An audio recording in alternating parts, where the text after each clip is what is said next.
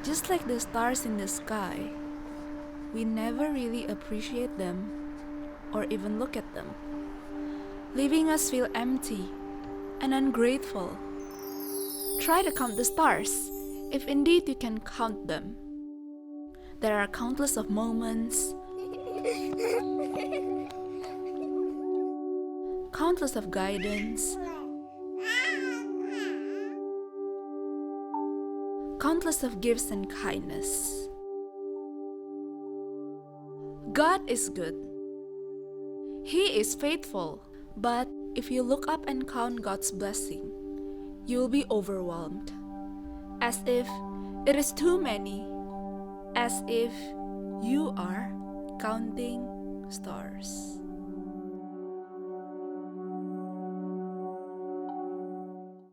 Saya akan berbicara tentang signs of grateful people. Tanda-tanda orang yang bersyukur. Jadi orang yang bersyukur itu ada tanda-tandanya, saudara. Dan sebenarnya ada banyak hal, kalau kita mau mengamati itu ada tanda-tandanya. Contoh, kalau orang lagi jatuh cinta, itu ada tandanya. Kadang-kadang bisa diem terus kesenyum. Itu bukan gila. Itu karena dia lagi jatuh cinta dan mengingat memori indah, jadi senyum sendiri. Atau ada juga orang yang tiba-tiba suka melamun. Dan sekarang ada istilah baru. Tanda orang yang jatuh cinta itu namanya bucin. Tahu gak bucin? Betul ya? Kalau saudara pergi ke kafe-kafe ada bucin. Apa tuh bucin? Ternyata bucin itu adalah singkatan budak cinta. Nah, kenapa disebut dengan budak cinta? Karena lagi ngobrol enak-enak di kafe tiba-tiba, sorry bro, gua ada janji penting. Lalu dia langsung cabut. Kemana dia? Ya pacaran lah. Ya, jadi walaupun lagi asik sama teman-temannya, udah waktunya pacaran, cabut dia. Itu namanya bucin. Ya, budak cinta. Atau kita melihat ada orang-orang yang biasanya gak suka bunga, tiba-tiba jadi sering beli bunga. Tiap bulan beli bunga. Untuk apa? Untuk dikirim sama pacarnya. Padahal pacarnya bilang dia lebih suka bunga deposito, saudaraku. Dibanding bunga kiriman itu, saudara. Nah, ini adalah tanda-tanda orang yang jatuh cinta. Dan kalau saudara mau mengingat, ketika pertama kali kita terima Yesus, ketika kita jatuh cinta sama Yesus, ada tandanya. Betul gak? Kepengennya tuh cepet-cepet minggu, betul gak? Selesai minggu kapan? Ya minggu lagi, karena haus akan Tuhan. Pelayanan semangat, core semangat. Itu tanda orang yang jatuh cinta sama Tuhan. Nah, kalau saudara udah males core, males ke gereja, males pelayanan, cintanya udah hilang gitu. Kalau orang jatuh cinta ada tanda-tandanya. Demikian juga hari-hari ini saudaraku banyak pendeta khotbah Yesus akan segera datang kembali. Kenapa kok banyak hamba Tuhan bicara Yesus akan segera datang kembali? Dari mana dasarnya mereka bicara Yesus akan segera datang kembali? Dari apa? Tanda-tandanya. Karena Yesus waktu ditanya, Guru, Yesus, kapan engkau akan datang kembali menjemput kami? Lalu Yesus bilang soal waktu, saatnya nggak ada yang tahu. Jadi saudara-saudara, orang bilang Yesus segera datang karena lihat tanda. Yesus waktu ditanya kapan dia akan datang, Yesus bilang soal waktunya dan saatnya nggak ada yang tahu. Tapi kalau ini terjadi, itu tanda-tanda kedatanganku. Nah, semua tanda-tanda udah terjadi. Tanda yang terakhir cuma satu yang belum terjadi. Dan kalau satu ini terjadi, Yesus akan datang. Nah, sebelum saya khotbah, saya mau tanya nih, apa tanda terakhir sebelum Yesus datang? Sisa satu doang. Tanda yang terakhir sebelum Yesus datang adalah Injil harus diberitakan ke seluruh dunia, ke ujung bumi. Kalau Injil mencapai semua orang di bumi, Yesus datang. Dan zaman sekarang dengan satelit, televisi, radio, teknologi, sebetulnya mencapai ujung-ujung bumi cepat. Makanya semua orang bilang Yesus akan segera datang. Itu ada tanda-tandanya. Nah, demikian juga dengan hari ini. Kita bicara kita adalah orang yang bersyukur. Nanti dulu. Orang yang bersyukur itu ada tanda-tandanya. Dan saya ingin semua jemaat NDC adalah jemaat yang bersyukur. Kita harus bertobat dari ngomel. Bertobat dari menggerutu.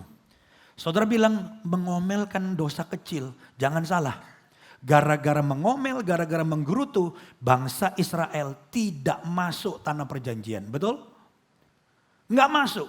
Sebagian besar generasi pertama itu mati di padang gurun. Apa sih dosa mereka? Tiap hari ngomel. Melihat mujizat, ngomel. Roti dari langit, ngomel. Dapat banyak mujizat, ngomel dan ngomel dan ngomel. Makanya mereka nggak dapat kesempatan masuk tanah perjanjian.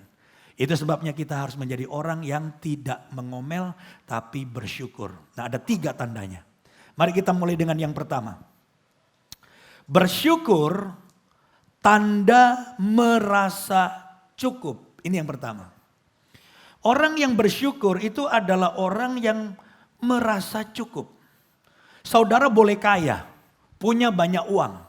Rumahnya banyak, mobilnya banyak, depositonya banyak. Tapi kalau saudara masih merasa kurang, bisa bersyukur nggak? Nggak bisa. Tetapi sebaliknya, kita nggak terlalu kaya, kita biasa-biasa saja, rumah biasa saja, mobil cuma Kijang, Innova.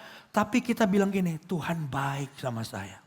Saya merasa cukup dengan berkat Tuhan.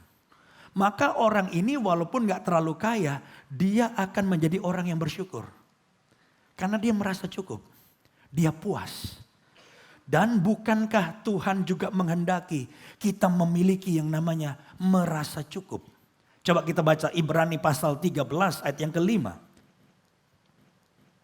Ibrani 13 ayat yang kelima saya bacakan. Janganlah kamu menjadi hamba uang. Dan cukupkanlah dirimu dengan apa yang ada padamu.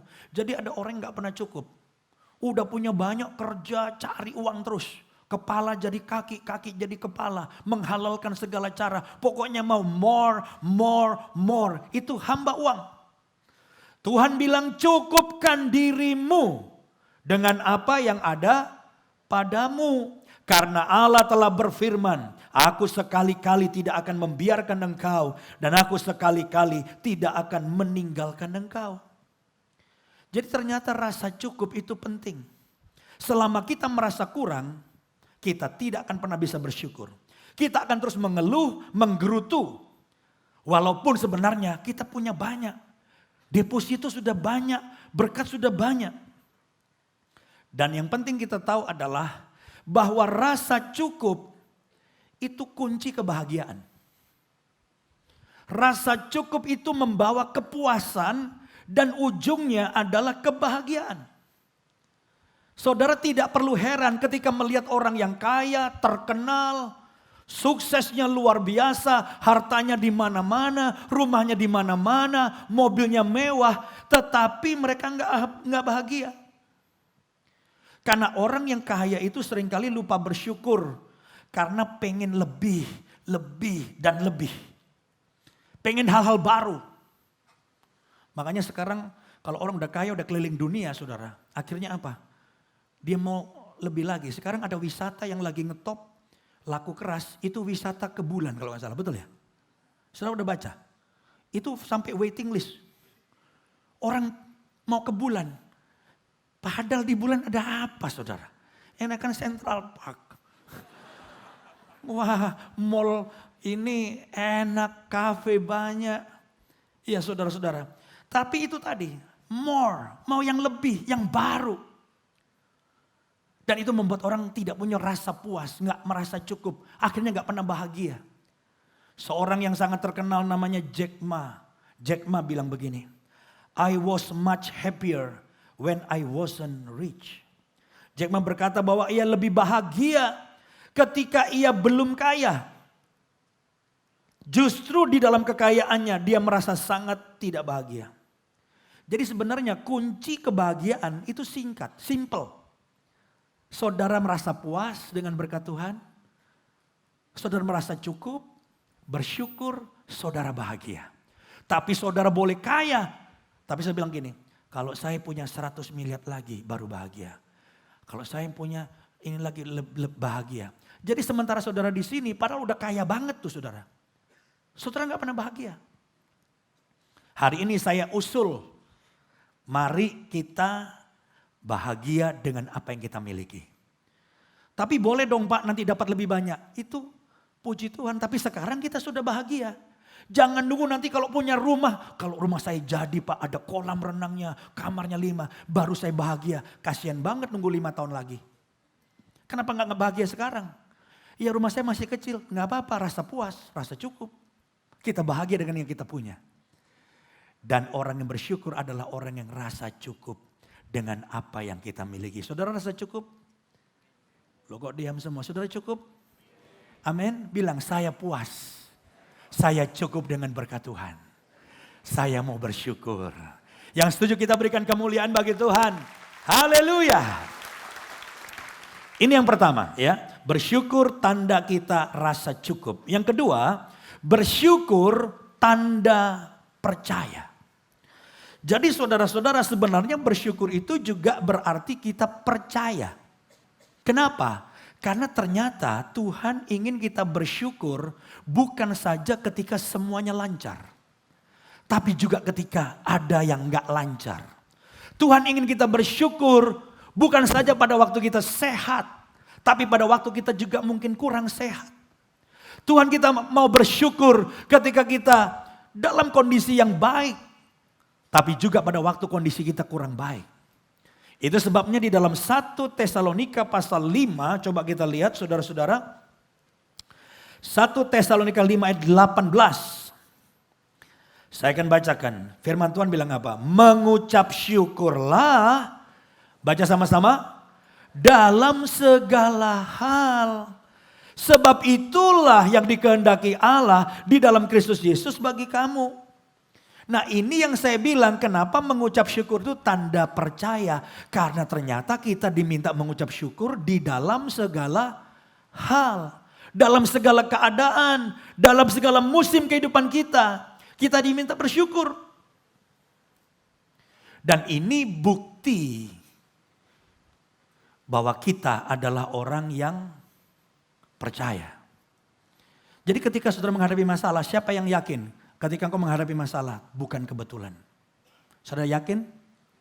Dan ketika masalah itu diizinkan Tuhan, pasti ada maksud yang baik. Nah ayat yang sangat terkenal sekali yang seringkali dipakai, yang dipegang oleh orang yang percaya dan bisa bersyukur dalam segala keadaan, itu Roma 8 ayat 28. Ayo kita baca sama-sama. Roma 8 ayat yang ke-28. Firman Tuhan berkata begini, kita tahu sekarang, dulunya berarti nggak tahu, dulunya ngomel.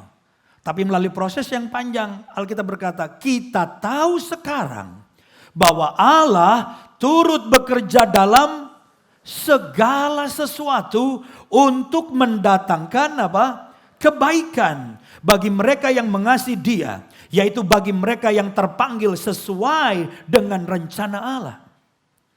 Perhatikan kita tahu sekarang. Banyak jemaat tadinya nggak tahu, ngomel. Karena di PHK. Tapi setelah melalui proses, saya bilang bersyukur, Tuhan pasti punya maksud. Nah setelah proses yang panjang, dia di PHK gajinya 20 juta. Gara-gara di PHK otaknya mulai jalan. Orang kalau kepepet otaknya jadi apa? Jalan. Gimana istri saya? Gimana anak saya? Dia mikir, singkat cerita pokoknya dia punya bisnis sendiri. Dan sekarang bisnisnya itu saudara-saudaraku bukan untung 20 juta. Untungnya puluhan kali saudaraku dari gaji 20 juta. Dia punya keuntungan tiap bulan ratusan juta. Lalu dia berkata puji Tuhan. Nah saya bilang nah kan. Pokoknya dalam segala hal Tuhan turut bekerja mendatangkan kebaikan. Makanya kita harus percaya. Orang yang bersyukur itu dalam segala keadaan dia percaya apapun yang dia alami. Dia bersyukur karena dia tahu Tuhan itu baik. Kalau saudara lagi di PHK bersyukur. Kalau saudara lagi ditinggal pacar bersyukur. Terima kasih Tuhan orang kurang ajar itu sudah meninggalkan saya. Bersyukur. Nggak usah nangis lama-lama orang begitu kok ditangisin ngapain.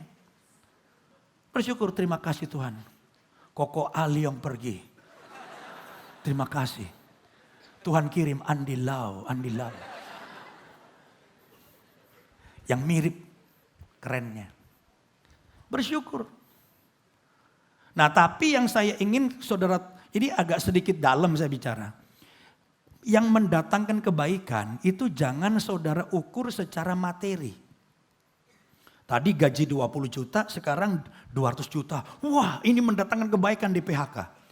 Tapi saya mau mengatakan yang dimaksud Allah turut bekerja dalam segala keadaan untuk mendatangkan kebaikan. Sebenarnya yang dimaksud dengan kebaikan itu apa? Yang dimaksudkan mendatangkan kebaikan adalah yang membuat saudara punya karakter seperti Yesus. Jadi bisa jadi lewat proses masalah itu belum tentu bisnismu lebih gede. Belum tentu. Syukur-syukur bisnis lebih gede. Secara materi juga oke. Tapi bisa jadi bisnismu menurun. Tapi gara-gara itu saudara lebih rendah hati, lebih cinta Tuhan, lebih bertobat, bisa pelayanan. Itu mendatangkan kebaikan. Yang nangkap katakan amin. Jadi jangan semua diukur mendatangkan kebaikan itu secara materi. Sebab Yesus gak terlalu pusing saudara jadi konglomerat apa enggak. Enggak penting buat Tuhan. Enggak penting berapa depositomu. Syukur-syukur sudah diberkati banyak, puji Tuhan. Tapi Alkitab berkata, Yesus berkata, apa artinya kamu dapat seluruh dunia tapi jiwamu binasa. Amin saudara. Makanya seringkali saudara doa minta pertolongan Tuhan karena masalah. Tuhan bilang nikmatin dulu. Malaikat, biarin. Kenapa? Sombongnya belum beres. Tuhan lebih berurusan dengan karakter saudara dibanding segera melepaskan saudara dari masalah. Sebetulnya buat Tuhan melepaskan saudara dari masalah itu gampang. Tapi saudara jangan lupa dalam setiap masalah Allah turut bekerja. Untuk apa? Memproses kita, membentuk kita supaya keluar dari masalah. Hidupmu menjadi lebih baik. Karaktermu lebih baik. Saudara jadi seperti Yesus. Itu lebih penting dibanding saudara berpikir, oh mendatangkan kebaikan artinya omset dari kecil jadi gede. Enggak semata-mata itu. Ada beberapa orang sedang diproses Tuhan hari ini. Saudara berdoa setahun 2 tahun belum mengalami pertolongan Tuhan. Karena proses tiap orang beda-beda. Makin keras kepala makin panjang. Makin cepat bertobat makin pendek. Jadi saya usulkan cepat bertobat supaya prosesnya jadi cepat. Tapi yakinlah tidak ada masalah yang bisa nyelonong. Kebetulan gak ada. Makanya masalah apapun bilang terima kasih Tuhan. Allah turut bekerja dalam setiap persoalan saya untuk mendatangkan kebaikan. Yang percaya katakan amin. Dan berikan kemuliaan bagi Tuhan. Haleluya. Jadi itu yang kedua. Bersyukur tanda percaya. Karena saudara akan bersyukur dalam kondisi apapun. Karena kita percaya Allah punya maksud menjadikan hidup kita lebih baik. Yang ketiga, yang terakhir. Bersyukur dengan cara membantu orang lain. Saya agak bedakan kalimatnya. Bisa saja kalimatnya bersyukur tandanya adalah dengan membantu orang lain. Bisa juga. Karena pada saat kita bersyukur, tidak mungkin orang yang bersyukur itu berdiam diri. Nggak mungkin. Orang yang hatinya dipenuhi rasa syukur, saudaraku, dia akan bantu orang lain. Setuju nggak saudara? Tuhan terima kasih Tuhan. Tuhan berkati saya luar biasa. Terus lihat orang susah. Rasain lu nggak diberkati Tuhan. Masa begitu? Bisa nangkap maksud saya? Tuhan engkau baik. Siapa aku ini Tuhan? Nggak gitu-gitu pinter. Tapi bisnis apa saja sukses. Aku diberkati banyak. Lihat orang susah. Kalau kita benar bersyukur, bantu nggak? Bantu. Nggak mungkin orang bersyukur itu berdiam diri. Dia akan bantu orang lain. 2 Korintus 9 ayat 12. Coba kita baca. Ini jemaat Korintus suka menolong orang. Firman Tuhan bilang, sebab pelayanan kasih yang berisi pemberian ini. Jadi mereka punya pelayanan kasih suka nolong orang. Pemberian, memberi orang. bukan hanya mencukupkan keperluan-keperluan orang-orang kudus. Jadi orang-orang kudus, teman sepelayanan itu dibantu. Mencukupkan keperluan mereka. Tetapi juga sebenarnya adalah melimpahkan ucapan syukur kepada Allah. Jadi ayat ini mau bilang orang bisa melayani pelayanan kasih, memberi, nolong orang. Itu sebetulnya adalah luapan hati yang bersyukur. Sama seperti kita. Beberapa orang di sini melayani. Saya kasih tahu saudara ya, pelayanan itu penuh pengorbanan. Itu sebagai choir, pengorbanan gak kalian? Pengorbanan ya? Pengorbanan lah. Latihan. Saya aja lihat kamu gerak-gerak aja capek saya. Kamu gerak-gerak keringetan. Dibayar gak? Kok mau? Karena kalian bersyukur. Terima tamu, datang lebih pagi, doa lagi. Kenapa mau? Karena kita bersyukur, Tuhan baik. Tuhan sudah menyelamatkan kita. Kita semua orang berhutang loh sama Tuhan. Hutang nyawa kita. Kalau Yesus nggak mati di atas kayu salib buat kita, kita semua masuk neraka. Kita semua orang berdosa. Oh saya orang baik tetap punya dosa. Tapi Yesus tebus kita. Ganti posisi kita mati di kayu salib. Dia berikan darahnya. Dia berikan nyawanya supaya kita nggak perlu masuk neraka. Kalau malam ini kita mati, saya pastikan dosamu dan dosaku sudah ditanggung Yesus. Kita nggak perlu binasa di neraka, kita pindah ke sorga. Yang percaya pindah ke sorga katakan amin. Dan berikan kemuliaan bagi Tuhan, haleluya. Nah ini harus membuat kita mau melayani. Mau melayani Tuhan. Nah kita punya pelayan, volunteer. Gereja ini berjalan begitu baik, ada orang yang melayani. Volunteer, nggak digaji. Berapa jumlah volunteer kita? Kurang lebih 3.000 orang. Banyak, nggak banyak 3.000. Karena menurut buku yang saya baca, gereja disebut sehat kalau jemaatnya 80% pelayanan. 80%. Kalau jemaat kita 20.000, rata-rata 20.000 yang hadir, 80%-nya berapa yang harus pelayanan? 16.000. Yang sudah melayani berapa tadi?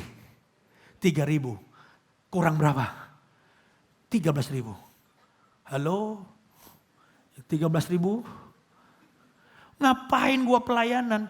Gua udah 10 tahun enak, datang bisa telat, duduk, manas-manasin kursi pulang.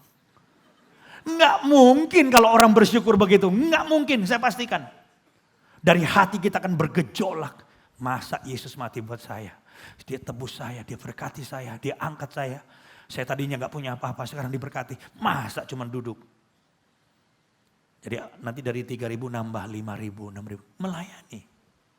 Nah ada seorang rapper. Namanya aneh. Rapper ini namanya Offset. Nah itu namanya. Jadi saya ngapalinnya gampang, Offset. Satu hari rapper namanya Offset ini, dia kaya saudaraku. Dia naik mobil mewah dengan kecepatan tinggi. Tiba-tiba di tengah jalan ada orang nyebrang mendadak. Rapper yang namanya Offset ini, wah dia ngerem nggak keburu, dia banting setirnya keluar dari jalan raya, nabrak batu gede, nabrak pohon, dung nabrak, hancur mobilnya, orangnya luka parah. Dalam kondisi luka parah itu saudara-saudara nggak ada yang nolong. Tapi tiba-tiba muncul seorang anak muda namanya Jammer. Jammer berusaha keluarkan ini rapper Offset ini keluar dari mobilnya, dibawa ke rumah sakit. Akhirnya udah hampir mati, akhirnya ketolong. Setelah Offset sembuh, dia berterima kasih nggak? Dia terima kasih. Dia cari yang namanya Jammer. Dia beli mobil mewah. Dia bawa ke anak muda yang namanya Jammer. Ini hadiah. Aku bersyukur. Aku kasih hadiah mobil buat kamu. Ada fotonya coba ditayangin. Itu mobilnya. Itu Jammer, itu Offset. Rapper aja bersyukurnya ngasih mobil. Masa kita diselamatkan oleh Tuhan. Diberkati. Nggak ngapa-ngapain. Kita bisa melayani Tuhan, tapi kita juga bisa membantu orang lain. Karena Yesus berkata, perbuatanmu kepada orang yang paling hina ini, adalah perbuatanmu bagiku. Kita bersyukur karena core di tempat kita, saudaraku, bukan hanya ngumpul-ngumpul doang, ngobrol-ngobrol enggak. Mereka bertumbuh ke dalam, tapi mereka juga jadi berkat keluar. Ini ada foto ketika satu core pergi ke rumah sakit jiwa. Coba bisa ditayangkan. Nah ini. Saya nggak sebutkan core-nya mana, tapi mungkin ada yang kenal. Ini yang didoakan kan dengan tampang-tampangnya kan. Yang didoain agak-agak stres. Ini rumah sakit jiwa soalnya, saudaraku. Nah ini mereka mendoakan, mereka bikin ibadah, mereka bawa barang. Jadi orang yang bersyukur itu hidupnya jadi saluran berkat. Nah saya menantang saudara semua, mau gak kita? Tanda kita bersyukur adalah kita nolong orang lain. Melayani Tuhan, membantu pelayanan di gereja, tapi juga membantu orang di sekitar kita. Dan banyak kita tuh aneh saudara. Kalau diumumin ada bencana, di mana kenal kagak jauh nggak pernah lihat, di kota apa, Palu, Papua, wah semangat. Giliran saudaranya sendiri, anaknya nggak bisa sekolah, dasar males lu, sampai nggak bisa sekolahin anak. Kenapa kita tidak tergerak untuk menolong keluarga besar kita? Bukankah Allah memberkati kita? Lebih dari saudara-saudara yang lain. Ingat loh, setiap kali Allah memberkati, Allah punya rencana. Setuju gak saudara? Saudara tiba-tiba menjadi orang yang diangkat Tuhan lebih dari anak saudaramu yang lain. Membantu orang jauh, baik. Tapi membantu keluarga besar yang bersama kita, yang ketemu kita, itu harus nomor satu. Jauh-jauh nolongin orang lain, kita gak pernah ketemu. Teman satu core aja kita gak tolongin. Ya tentunya kita melihat kasusnya, kita doakan. Kalau dia misalnya malas kita nasihati. Tapi kita juga bantu. Bantulah orang yang dekat, yang saudara lihat. Keluarga besar saudara, adikmu, ponakanmu. Yang ada di sekitar kita. Dan lewat kesempatan ini, gereja ini mengutus semua jemaatnya. Jadilah saluran berkat. Karena kita bersyukur, kita menolong orang lain. Jadi berkat untuk orang lain. Yang setuju katakan amin. Dan berikan kemuliaan bagi Tuhan. Haleluya. Jadi hari ini kita belajar 3 hal tandanya kalau kita bersyukur. Bersyukur yang pertama tanda apa? Lupa. Bersyukur tanda kita merasa cukup, biar kita semua pulang, aku cukup Tuhan.